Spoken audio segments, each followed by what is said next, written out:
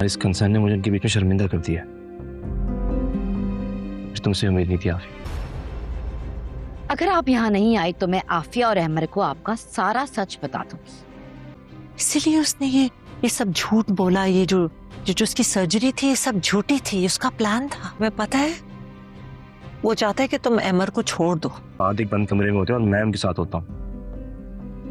तुम्हें अंदाजा भी नहीं है कि एम्प्लॉइज के बीच में कितनी बॉन्डिंग होती है। क्योंकि वो चाहता है कि तुम्हारे और अहमर के बीच में फासला हो जाए, दूरियां पैदा हों। अच्छा, क्या कर लेंगे आप?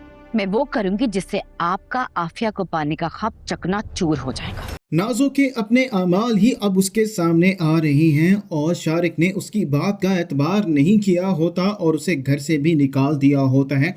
और शारिक ने ये बात भी की होती है, अगर दोबारा उसने शारिक को अपनी शक्ल दिखाई तो शारिक उसे 3 बोल कर छोड़ देगा। और नाज़ो बहुत ही ज़्यादा परेशान हो जाती है और नाज़ो ये बात जानती है अब फ़हद ही उसका रिश्ता बचा सकता है, इसीलिए वो फ़हद को फ़ोन करके मिलने के लिए बुलाती है। तो फ़हद वैसे ही अपना काम उससे निकलवा चुका होता है तो फ़हद साफ साफ मिलने के लिए इनकार कर देता है। तो नाज़ो यही बात कहती है, मैं आपसे कह रही हूँ आपको मिलने आना ही होगा।